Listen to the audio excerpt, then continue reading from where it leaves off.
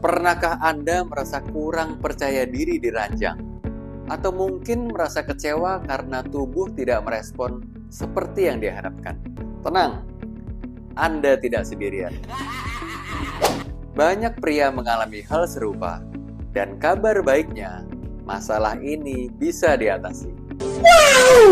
Halo semuanya, selamat datang di channel Dr. Edi Krismanto.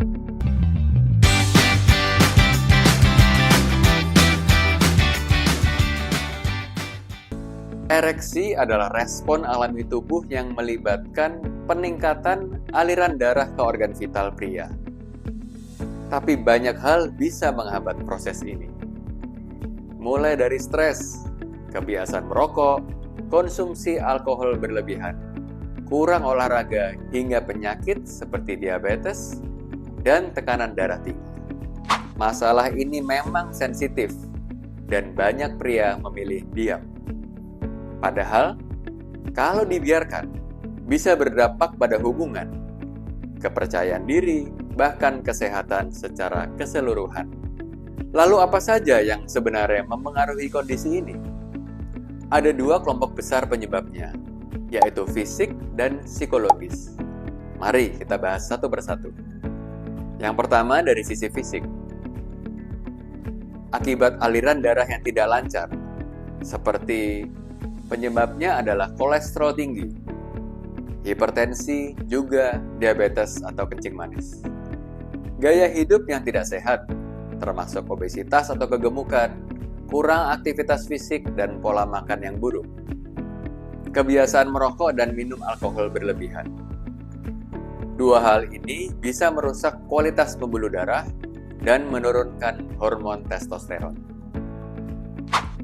Efek samping obat. Beberapa jenis obat seperti obat antidepresan atau obat tekanan darah tinggi bisa mempengaruhi fungsi seksual. Juga akibat penyakit tertentu seperti gangguan hormon, syaraf, atau penyakit jantung. Lalu yang kedua dari sisi psikologis. Stres, tekanan hidup bisa membuat tubuh tidak merespon secara optimal. Akibat depresi dan gangguan suasana hati juga dapat menurunkan gairah. Rasa takut gagal di ranjang juga bisa menciptakan lingkaran kecemasan. Bahkan konflik dalam hubungan tentunya bisa berdampak. Lalu bagaimana cara mencegah gangguan ereksi secara dini? Yang pertama, mulailah dengan perubahan gaya hidup. Rutin berolahraga, terutama aktivitas yang mendukung kesehatan jantung, seperti bersepeda, jogging, juga berenang. Kita harus mengkonsumsi makanan sehat, makanan tinggi serat, rendah lemak, makanan dengan kaya zinc, omega 3, dan vitamin D. Kita perlu jaga berat badan ideal, hindari merokok dan alkohol yang berlebihan. Dan jangan lupa, kita juga jaga kesehatan mental. Tidur yang cukup, kelola stres dengan meditasi, yoga, atau sekedar kita berbicara dengan pasangan kita. Kalau perlu, bisa juga teman-teman konsultasi dengan psikolog. Juga terapis, ini penting dan sangat dianjurkan. Lalu bagaimana kalau masalah ini sudah terjadi? Apa yang bisa dilakukan? Ada dua jalur utama, yaitu pengobatan alami dan pengobatan medis. Untuk pendekatan alami, misalnya herbal, yang sering kita dengar adalah tongkat tali, ginseng, matcha root, yang sudah biasa digunakan secara tradisional untuk membantu vitalitas pria. Latihan Kegel juga bisa memperkuat otot-otot dasar panggul. Juga akupuntur mulai banyak diteliti sebagai terapi penunjang. Lalu dari sisi medis, obat PDE5 inhibitor seperti yang diresepkan dokter untuk membantu aliran darah ke organ vital.